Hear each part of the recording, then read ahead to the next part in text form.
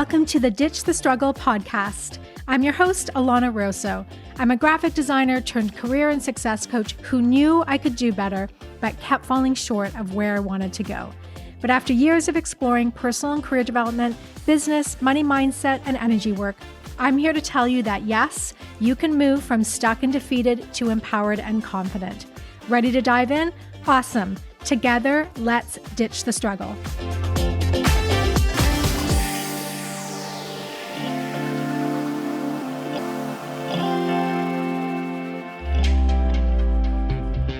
Hi, everyone. We have a conversation today with an incredible coach named Jenn Verser, and she herself went through a toxic boss situation, but her story ends very differently than mine did, and I think that's really interesting. I love hearing how, things can change, and in this case, it did for the better. It's quite interesting. So if you're going through a toxic boss, toxic workplace situation, this may bring a lot of hope to you, and she has some incredible perspective on resentment.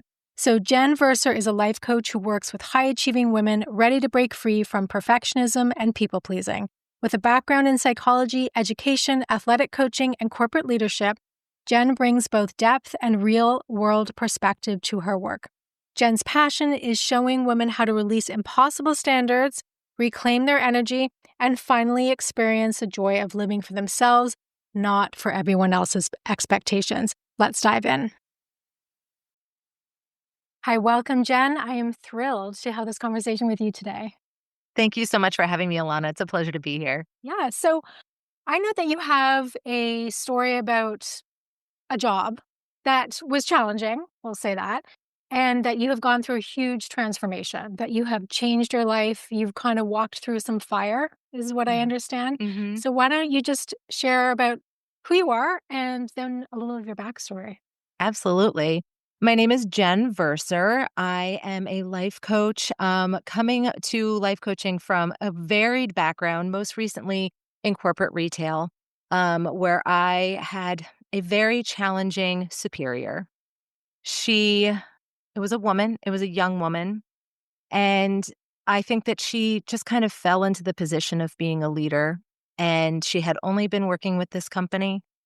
And it was just a struggling time. And I came in as mid to late 30s at the time and had come from a world where I had been very highly respected and regarded. I'd worked in cultures with men and women. I've had no problems with superiors before. I worked at an Ivy League institution as a swimming coach for 6 years and just had amazing relationships and had wonderful opportunities to work with very high caliber individuals. And my husband and I were looking to move closer to family. We live in New Jersey now. We were moving from Florida, and I applied to a whole bunch of jobs. And working for this company just felt like such a good fit. The culture that was portrayed online and everything that I had read about this company was ideal for me. And so when I went through my training and I walked into my new establishment as a newly trained executive, I walked in and met my boss for the first time about 5 hours after I arrived. I'd been at the job for about 5 hours before she came in. And it was let's sit down and have a cup of coffee together. And things were, very friendly the first day. After that, people started telling me to watch my back, to be aware of what I said around her, to not say anything about her. That she would hear everything. And I thought, my goodness, this is incredible. And so from day one, I knew I had to walk around on pins and needles. Which is pretty well the definition of a toxic relationship, when you have to, that feeling of walking on eggshells, you don't know what you're going to get each day, like in a personal relationship or in a business relationship. Absolutely. Absolutely. And I've talked about this a fair amount, and obviously I talked with my parents about it. We moved to New Jersey to be closer to my parents. I talked with my husband about it. And after the time had passed and she no longer worked with the company, it kept coming back. I kept having like flashbacks of things that were happening. And my mom had said to me, I had no idea how bad it really was. I really didn't understand what you were going through. And it did cause me, because I was in this relationship where I was constantly trying to please her and never sure what would. Yeah. I was in this people-pleasing mode, and I have a tendency to do that anyway. Mm-hmm. Grew up as a kid. I was an only child. I was raised an only child and um, was expected to do well in school. And I did. I worked hard. I did well. I was an athlete. I wanted to be the best athlete that I could be. I wanted to be the best student that I could be. I wanted to be the best that I could be all the time. And so that perfectionistic nature really reared its ugly head when I had Yeah. someone I felt like I couldn't please. Right. You're a high achiever, right? And then you walk into this job, and no matter what you do, you're not sure where the bar is because it's moving daily. And who's hiding behind the bar? Like, it's just Mm-hmm. like, Mm-hmm. yeah. Well, logistically, you didn't have to meet her before you were hired. Like, she wasn't in on the hiring process. So it was, it's a corporate retail that I was working for and a group of stores. So I was interviewed by a different store manager, and they didn't know when I was hired which location I would be at. I was just generally hired. So I was interviewed by the district manager and then a store manager, and they thought I would be great. And then I was trained, and I was told at 6 weeks, they were like, "We don't know where you're going to go. We don't know where you're going to go." And then we moved here in 2020, so COVID hit. Right. Right. And a position suddenly opened up. And I was very fortunate. I was very close to my home. I could have had to travel up to an hour away from my house. So the fact that this location was so close, it was, oh, this is such Yeah. a gift. And within the first week, I learned that she was telling young women that they should be wearing makeup to work, that they needed to be wearing makeup to work, which I did not wear any makeup to work. So, like, these were the kinds of expectations that I was shocked by, floored by, and it just continued to spiraling into, I'm just unsure of what I'm expected to do. I see someone who comes and goes as she pleases, and I'm supposed to be here more than 10, 12 hours. Yes. And that was the thing I think that was the hardest for me, was that I kept looking back and saying, "But she's not here, but I can't leave?" Yeah. She's MIA. Yeah. Yeah, very similar to my situation. My toxic boss that I've talked about at length on this show was never around, and especially on Fridays. Like, don't even try and find her on a Friday. I don't know where she was. Like, we had deadlines going out the door. It's like, where is she? We can't get anything approved. But we were expected to be on call, basically. And she would brag about working 14 hours a day. But I'm not sure which 14 hours of what day she was working. One of my favorites was, we had a snowstorm, and my husband and I got up early. We shoveled out the driveway. I live close, so no problem. I was on my way in, and I got a call from the administrator for our group, and she said, "Do you have any idea, like, when you guys are gonna be able to open? I'm literally driving there right now." And she said, "Oh, I tried to call her, and the phone just went straight to voicemail because the phone was turned off, because heaven forbid they should be woken up." So, very interesting. That was one of my favorites. So you figured this out pretty quickly that this was going to be a challenge. Do you Mhm. feel that you were targeted, or was this something that you were seeing across the board? Like, obviously, she had opinions on how people, what they did with their face with makeup and things like that. Mhm, yeah. But was this like she was spreading it across, or was this specific to you? It was a spread across. Okay. It was absolutely a spread across the board. She was let go from the company for a variety of reasons. I don't know what ultimately it was, but actually I was the one that told most of the team, and they didn't know how to respond because I had to play nice. Of course, I didn't wanna be fired for saying anything wrong about this person to subordinates. So I just, well, this is what it is, and we just have to smile and do the best we can. And so I went in and told them that, she's no longer with us. And I watched their faces, and the team didn't know how to react. Mm. And I said, "Well, in better news, I'm pregnant," to allow the tension to Yes. to dissipate through the room. Um, and it was amazing how quickly the environment was able to shift and to turn around, and how positive we were able to be, once that one person was out. And we had a new leader come in, about 2 weeks later, and he just righted the ship. Yeah. And no leader is perfect, we're going to have ups and downs with anybody, but to see the impact that one person could make, and it really made me do if I'm going to do something, how would they do it? And I'm going to do the opposite. Yes, that is great advice for anything. When something's not working, you do the 180. Yes. And it is amazing. And I've never really gotten over this or the concept, and I've really taken it with me of how one person can change things for Mm-hmm. better or for worse, especially Yes. in a corporate environment. And that's why it's so important to be careful and thoughtful about where you're working, but also just for relationships you bring into your life, right? Everything is Absolutely. impacting Absolutely. us and our well-being. So in those moments where you knew you had this people pleaser boss that you couldn't please and you were in your people pleasing mode, what were some of the thoughts that were going through your head as you're feeling like stressed about the situation? Well, honestly, my body was shutting down. I was having some real physical issues. I actually suffered 2 miscarriages while I was there, and I knew it was because my body was on such high stress level. It was so afraid it didn't know what was coming next. Um, and so that was and to the point where I almost didn't tell her that it happened because I was afraid of her reaction. So my body was shutting down, and once I found out I was pregnant, that we had gotten to a viable stage, I remember thinking, "I just have to make it to maternity leave, and then I can start looking for another job." And that was so awful to feel because it was a company that I felt so good about, and the values and the way that they did things, I really did believe in so much of that. Um, and so I really was struggling. I definitely struggled to have relationships. My marriage suffered because all I could talk about was how miserable I was. And then once we got a new leader in, that's when I was able to start reflecting and realizing, wow, look at how I was coping. Yeah. I was not taking care of myself. I wasn't taking care of my relationships. I was just not doing anything well.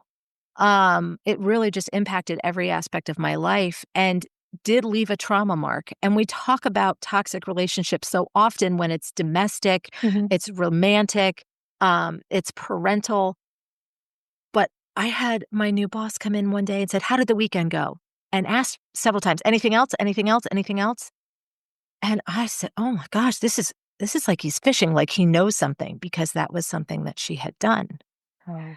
And I went into his office later and I said, I just need to ask, did I do something? Is there something I was missing that you didn't?" And he goes, "No, no. I just wanted to make sure that I got everything." Okay, I just need to tell you. But I was in a safe place at that point where I could say, "I need to tell you that this is what's going on with me." So I was very fortunate. It wound up only being a year that I was in that role with that person. Um, and I feel very lucky because I was able to have another boss who was respectful. But I look at how it could have impacted me if I hadn't. I very likely, I mean, my child could have been born very sick because I wasn't taking care of myself.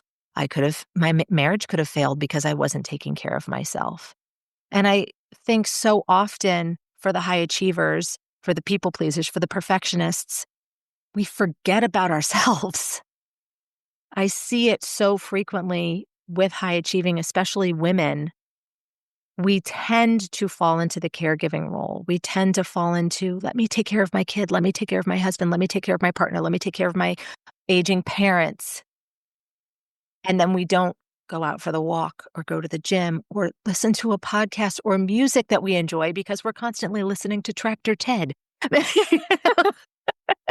Yes, it all goes out the window, and it is a survival mode that kicks in, and this is why I feel it's really important to share these stories, is because so many people go through a toxic workplace or boss situation, Mhm, and some people are still in it, and they're in survival mode, and they're mhm, almost barely cognizant that they're in survival mode, and they're also well, they have to push it aside because they're just trying to get through the day, get the mhm, paycheck, just make it through, right? mhm, But absolutely. the impact, like when you're telling me all the physical impact that your body went through, I mean, that's a lot. Mhm, That's mhm. not just a headache, a little thing here and there, No. And this is what our jobs can do to us if they are not a healthy environment. Yes, absolutely. And it can be just that one person. I mean, that was the only thing that changed. And I stayed where I was for 4 more years because I loved the people I worked with. They are truly just some wonderful, wonderful people. And I left because I love the work that I get to do now, and I love to have these conversations and dive deep. Um, but it was the people that kept me there as long as it did because Mhm. I just enjoyed the other people, and we Connection. suffered together. We had that Yes. trauma Yeah, response together. there is the trauma bonding that can happen for Yep. sure. You kind of make lifelong friends from that. So now kind of looking back, like that's very interesting that your job kind of turned around because that doesn't Mhm. happen for everybody, Mm-mm. right? It didn't happen for me. I had to leave and actually my boss is still in the job. So, Mm. so it's had impact on others. And so it doesn't turn around for everybody, but I love hearing that yours kind of did Mhm. this change Mhm. or like changed course. So that gives hope to some people because it can be one person. However, there does need to be someone in an upper position recognizing what's Mhm. happening and not Mhm. supporting that. And Mhm. that doesn't often happen. I had the struggle with that actually, while I was in role. I spoke to someone in HR and I said, "This is what's happening, and this is how it's making me feel, and this is how it's impacting my life." And 3 minutes after I spoke with that person, I walked past the office and I heard it being repeated to my boss. So I felt unsafe to even speak my truth. And so I am well aware that those kinds of things happen also. Yes. And that's not uncommon. I No. mean, I've talked about this before, and generally, HR, while a lot of people who go into HR have amazing intentions, Mhm. they are really having to serve the corporation as Mhm. opposed to the people in the corporation. Like Mhm. ultimately, that's kind of what has to happen. So, Mhm. wow, that was fast that happened. Mhm. Yeah. Yeah. Okay, so then looking back, would you have done anything differently, or do you feel like you kind of wrote it out the best you could? I think looking back, I would have put a firmer stance on my self-value Mm. and my self-worth. Um, to make myself ill to take care of someone else was not okay. I think I could have done a better job of confronting her specifically. I was afraid of losing my job. Thinking about your self-worth and how you felt about yourself during this process, what were some of the revelations or thoughts that you had? Like, did you notice any changes with how you were feeling about yourself?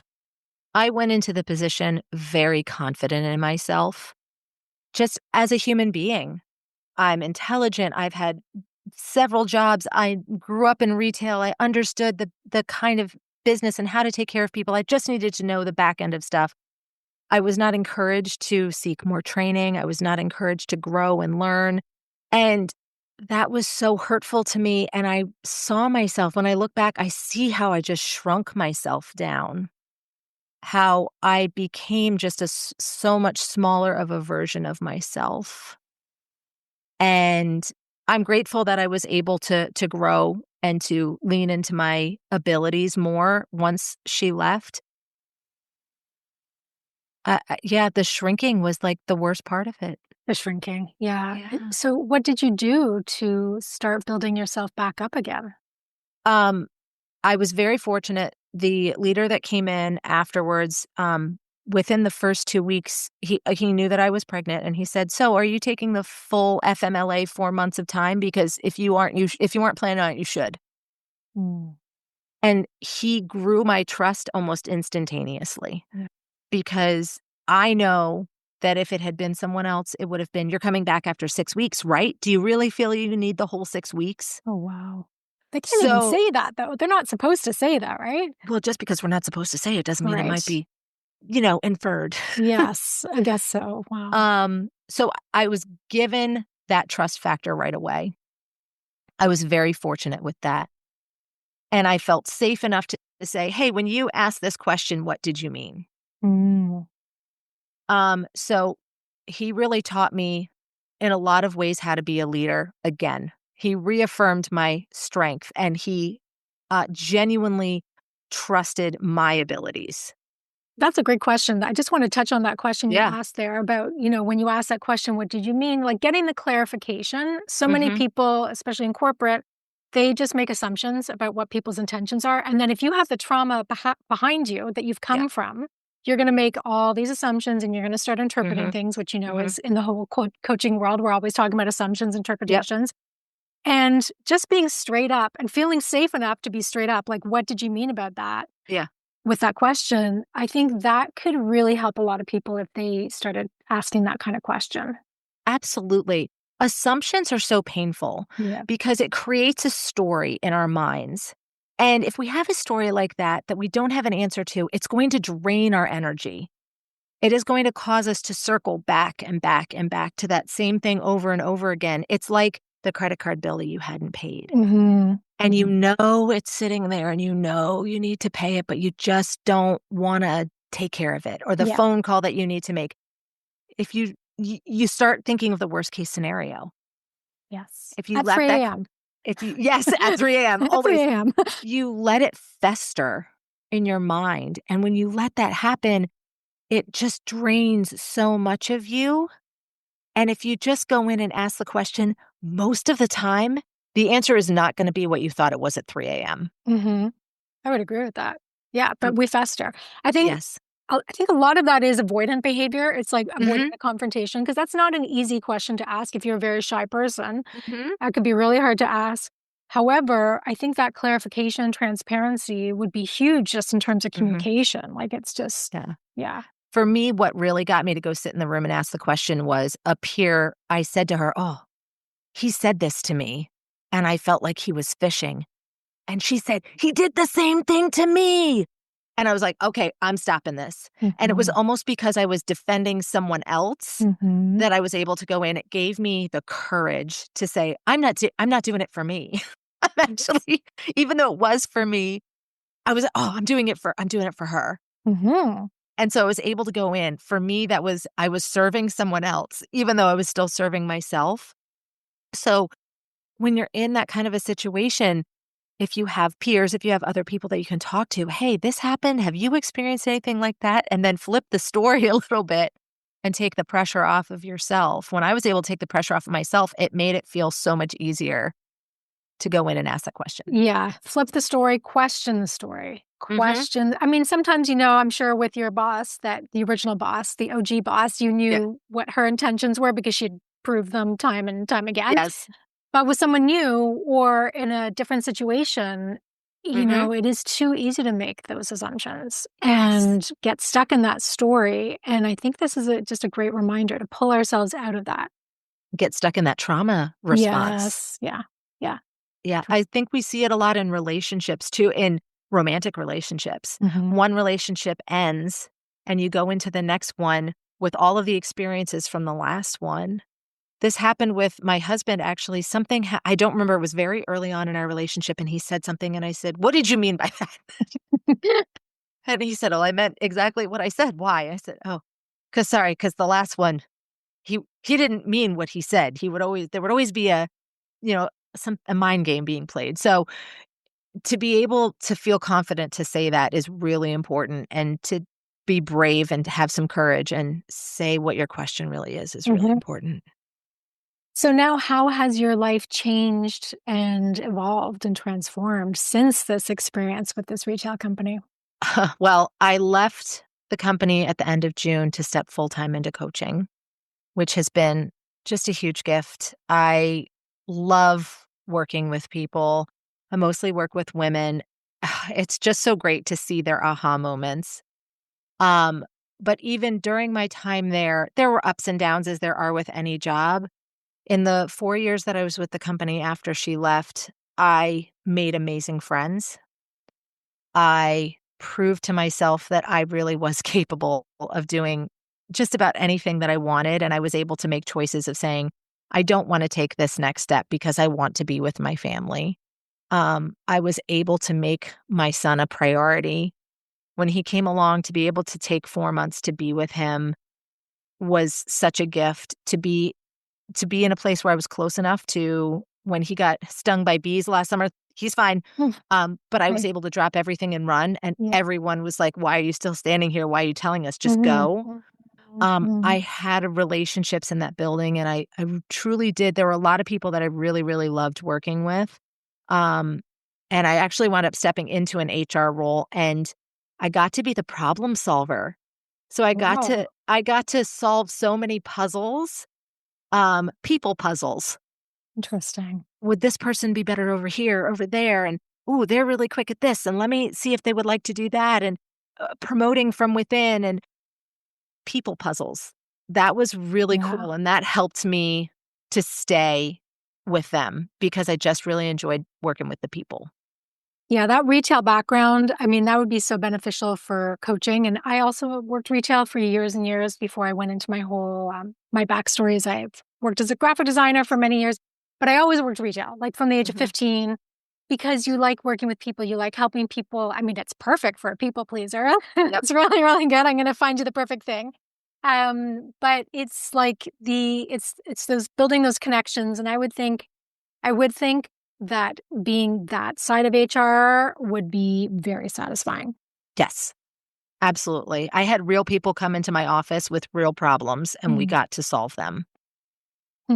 And that was so cool. I had one woman come in.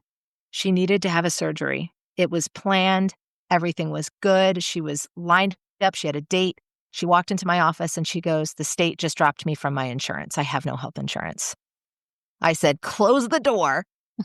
And we figured it out. And we actually got her health insurance for less money than she had been paying before. Wow. And she was able to have the surgery, and she is fine. That's incredible. To be able to say, "Oh, let's fix it. Let's solve this." And to be able to do that for people, like, what a gift. What a gift to be able to see someone and say, "Hey, you're a little off today. What's going on with you? Let's talk. Come by my office." I really did get to be a coach. I just didn't get to dive as deeply as I might. Yeah, and that's what everyone wants in HR. Like, Yeah. that's the ideal situation. That's what we want. We want that voice. We need that backbone, basically, for the company. Yeah. And I did get to be that for a while, which was that was a really cool part of the job, for sure. Yeah. If it could just be filled with, the people who are obviously great listeners, empathic, all of those things, the connection piece. Yeah. Okay, so I just want to touch on resentment a little bit here because this comes up with, it came up for me. I had a lot of resentment having to leave a job that I really liked at the time. I kind of had to. And it comes up with a lot of my clients, like who are going through burnout, toxic jobs, just super stressed, or they feel stuck in a job and they can't really leave that easily because it's, you can't just necessarily walk away from your job tomorrow. No, absolutely. What are some of the thoughts and advice you have on dealing with resentment? First of all, acknowledging the emotion is so important. I truly think that so often we don't want to acknowledge what we're actually feeling because we shouldn't feel it. I shouldn't dislike my boss. I shouldn't be upset about going to work every day. I shouldn't feel bad about leaving my kids so I can go to this job and be there for an unknown amount of hours. If we keep shoulding all over ourselves, it's just going to push us down further and further. The acknowledgement of the emotion is the first step. And once you can acknowledge it, you can start figuring out, why do I feel that way? Well, I feel that way because my boss is telling other people around the store that they should wear makeup, and I don't like to wear makeup. I feel it because she's only been here for 3 hours and I've been here for 12 hours. I feel it because the standards are not the same for me and my peer. I feel it because, and you start acknowledging all of the things that are real. And then you can start saying, okay, how do I handle this? Deep breath. How am I going to take care of myself? And as we learn and grow and we see the importance of taking care of ourselves and filling our own cup, and I think we so often forget about that piece, about taking 20 minutes by yourself to have a cup of coffee. And sometimes it's getting up earlier before the kid gets up because it's the only time there is. But to be able to take the time and to let go of some of these things, and some things we don't have control over. And I found myself trying to grasp for control. Mm. I tried to do what I thought she would want. And every time I tried to control it, it got worse.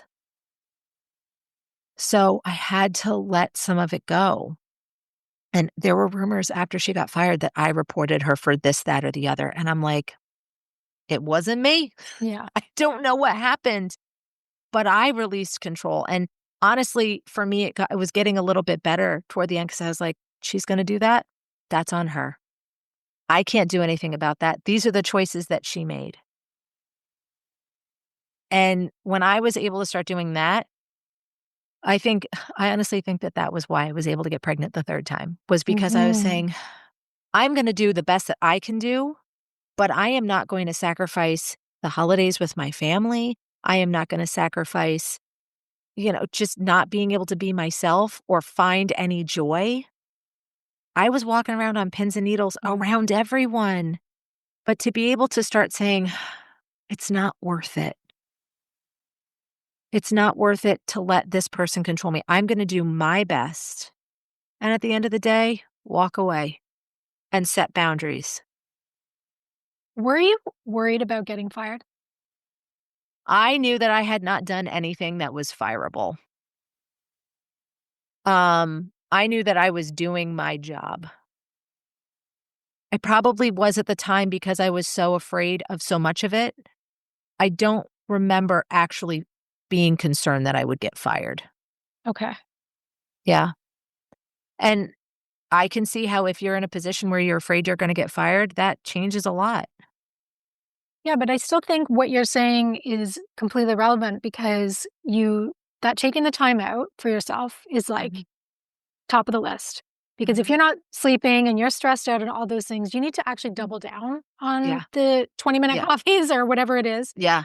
And recognize you can't control the situation for like every 2 seconds. Like it's just, I think, what about the resentment that kicks in because you're in this position? You know what I mean? Like, it's like, yeah.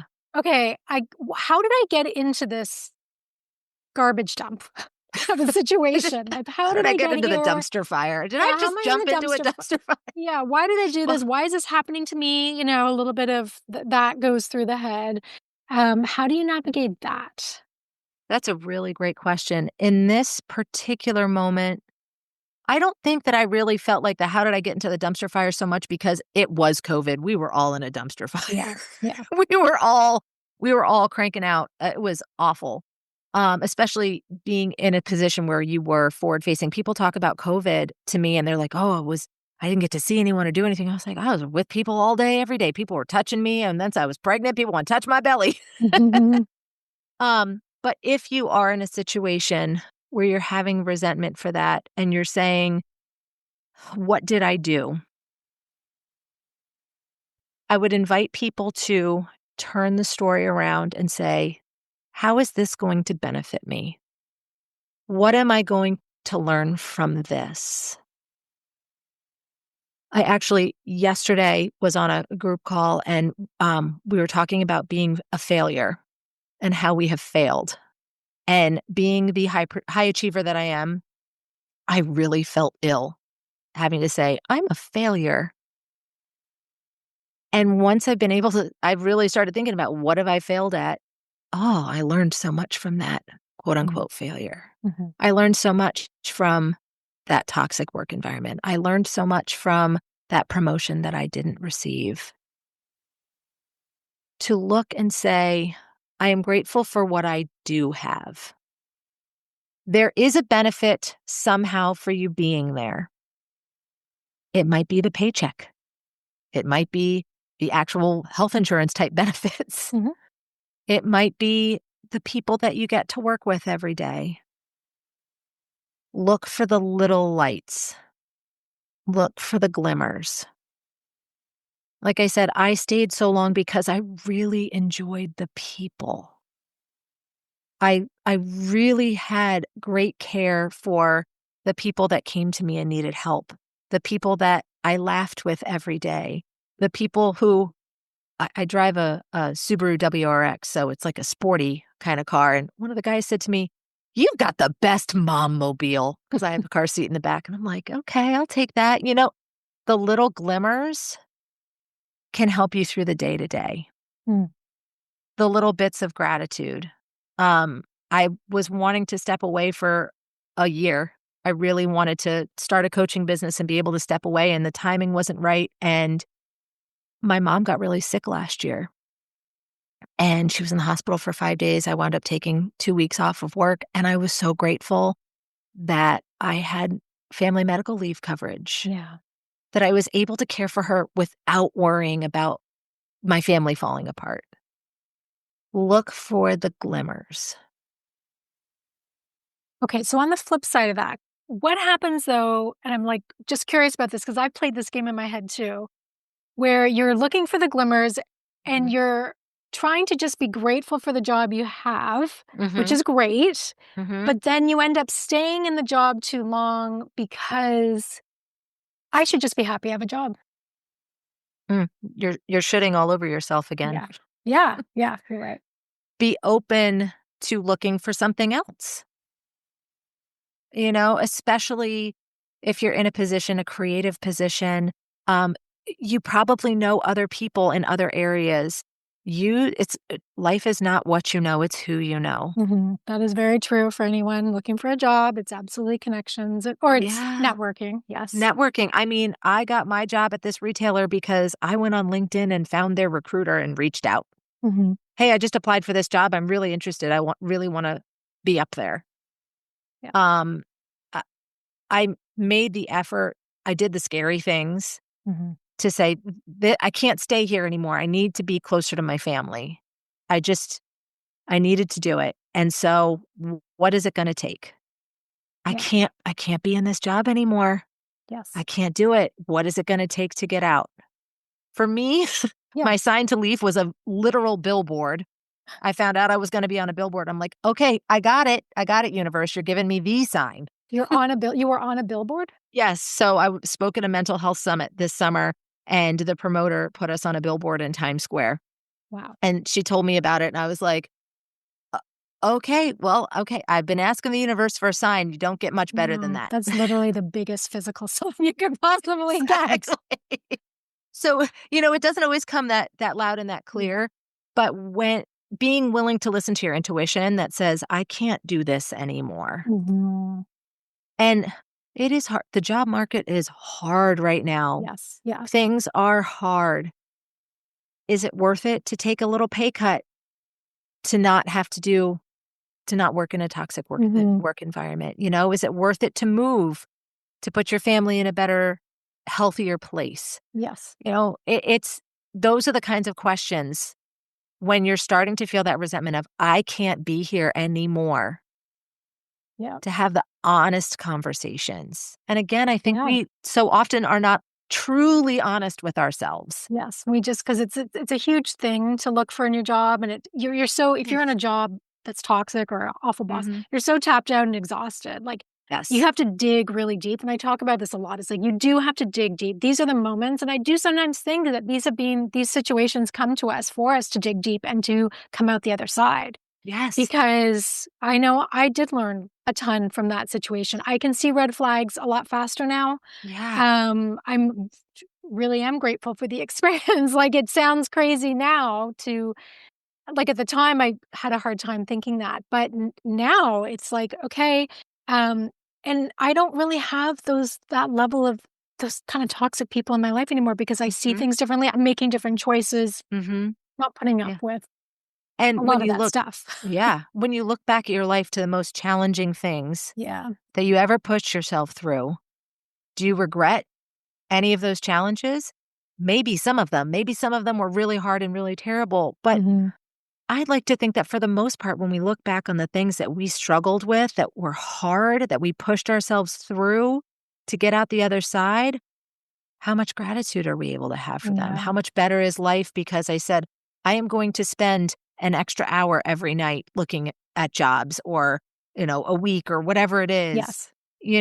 or to network. I'm going to spend one weekend day a year or a month and go out and meet new people. Yes, even if it's online, you can do online Yes. networking. Please, guys, Yes. just don't think that you have to put on a No, suit and go out to all these events. Like the no. introverts that listen, they're probably like, "Oh my God, I can't do this."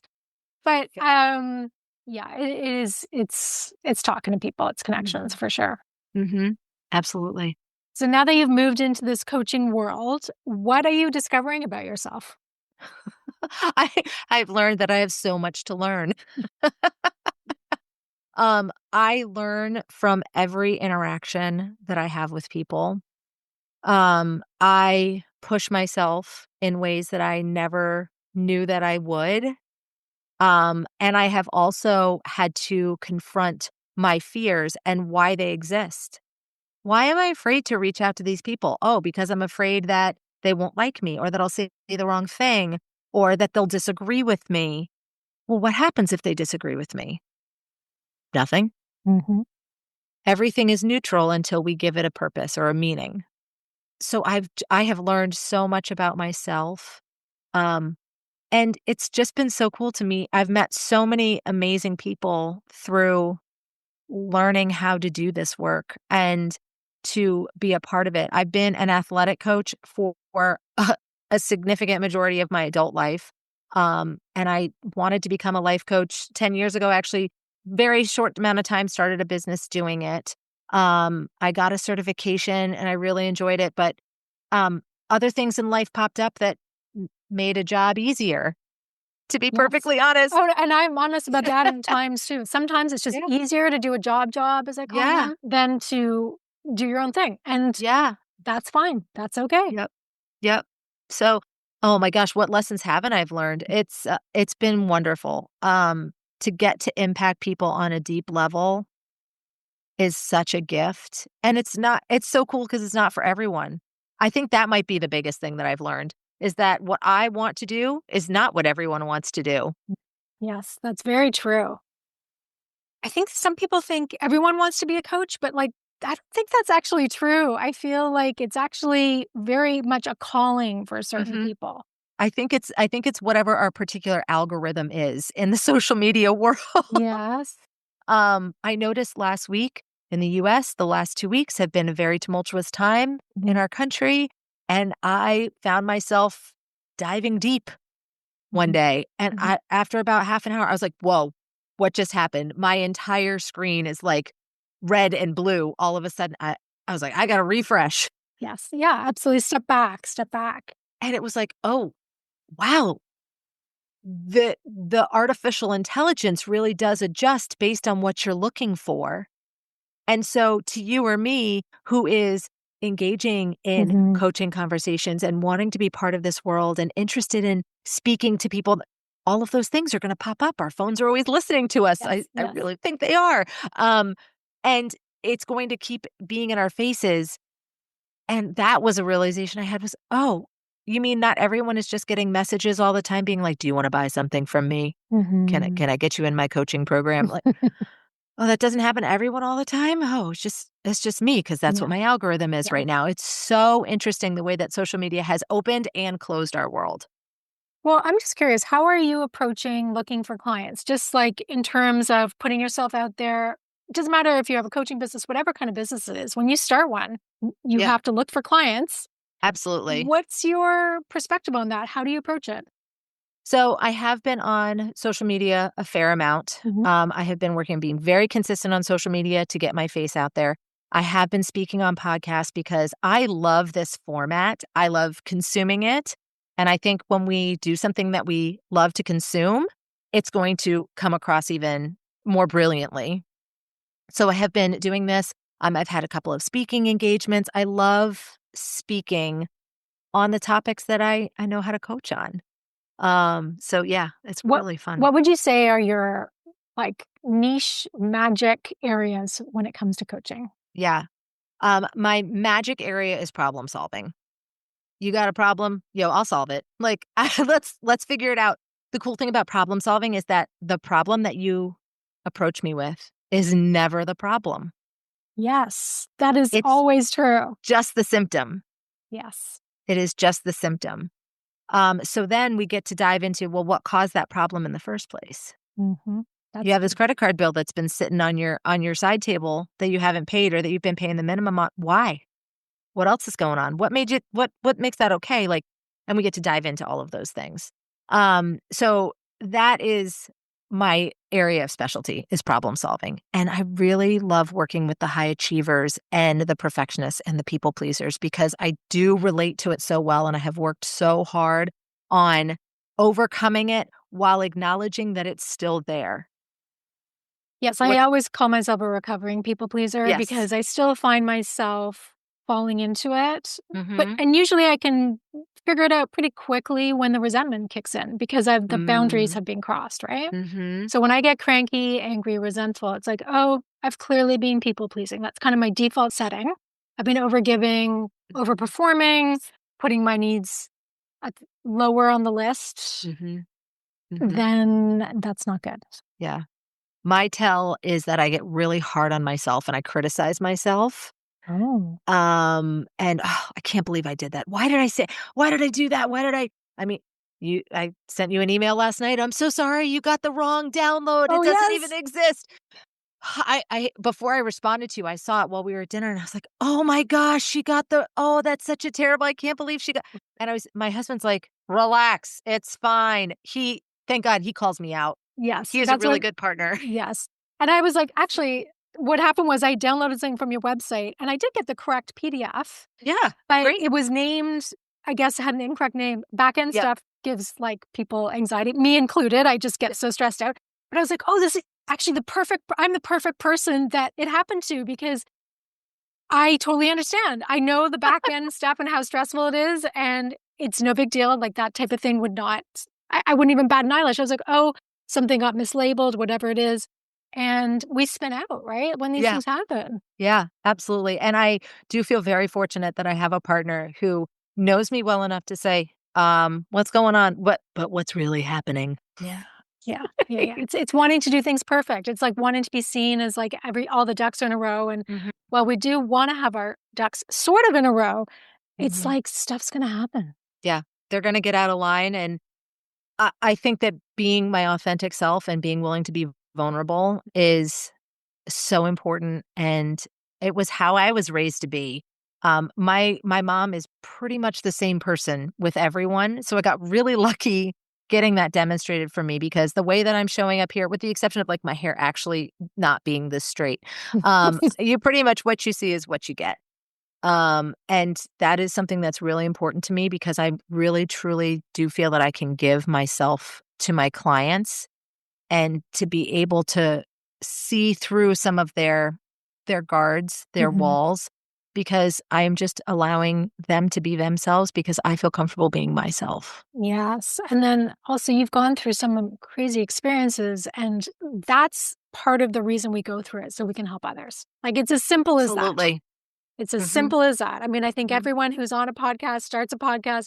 We're all just having this life so we can share these stories, and we're having the stories so we can just like spread them and connect with others. I think there's a Mhm. common denominator there. Mhm. And how lucky are we that we live in an age where you and I can be speaking, I know. hundreds and hundreds of miles apart, and get to talk to people all over the world. And I heard, and I think it was your most recent podcast, you said that's been downloaded in 41 countries. Yes, I Like know. that And incredible impact that you are making. yeah, it's exciting for everybody. Yeah, that's why whenever I have something wacky happen, I was like, oh, this is going to be an amazing episode. So it's okay. It's okay. Awesome. Okay, so in the spirit of helping others ditch the struggle, what do you feel is most important to commit to? Speaking your truth to yourself. Stop telling yourself the story. Ask yourself the question, what's really behind it? Because when you start actually acknowledging those stories and you actually start seeing what the truth is behind it, that's when you can really grow and allow yourself to experience life. So you're basically telling us to call ourselves out on our stuff? Yeah. Yes, definitely call yourself out. I didn't even know where you were going with that, and I thought, "Oh, you just gotta, like, speak your truth, be authentic." Okay, I'm on board with this because I absolutely am on board with that. But to yourself Mm. is that's hard sometimes. Mhm. Yep. Yep. Was there a moment where you caught yourself? Is there anything, like, recently where you caught yourself and you're like, "You know what? I wasn't being truthful to myself. I need to backtrack and look at that again." Oh, there's so many moments that I have done that. I the moment in my life, the thing that I most look back in my life and am saddened by, I think is the best example. When I was pregnant, I was so ashamed of my body. I didn't allow there to be any pictures. And my best friend, who's an amazing artist, she does single line drawings. So she will do an entire person, and she's an incredible artist, single drawing. And I regret not having a drawing or any photos of me being pregnant because my kid is like my favorite thing in the world. Of He's just so course. great. And so that's a time when I said, "Oh, I'm not beautiful. I've gained so much weight. I have this, I have that." Um, and I truly regret that because I allowed myself to fall into this story of you're not beautiful. And I never want my child to ever feel that about himself. So why in the world was I willing to say it to I myself? know. It's amazing what we say to ourselves. Like, it's crazy what we say to ourselves. Mhm. Like, if it was broadcast to the world, we would be, like, mortified. Yep. What a I great heard reminder Yeah, I heard to on another podcast that the person that you know the best in the world is yourself. It's the only friend you will have for your entire life, so you should speak to yourself as your best Mm, friend. yes. I had a social worker tell me that, "Talk to yourself like you're your own best friend." At the Mhm. time, I was like, I didn't really wanna hear it. Because I Not was always easy to do. n no, I was grieving the loss of my dad, and I was just Mm. not interested in anything. Just kinda shut down. But I have thought about that and just what you said, all the time since, all the time. Mhm. So I love that. Thank you so much. So I would love to share with the audience where people can find you and find more about your work. And if they want to work with you as a coach, I would just love you to share. Absolutely. I am on Facebook and LinkedIn as Jenn Verser, JennVerser. I am on Instagram as Jenn or at Jenn_Verser. And my website is www.jennverser.com. Amazing. And I know you have some free resources for people. I will Mhm. put everything in the show notes below, of course. Jen, it was an absolute pleasure chatting with you today. And thank you for sharing your story because I know it's going to help a lot of people. Thank you so much, Alana. Thank you for having me. Have an amazing day. Thank you.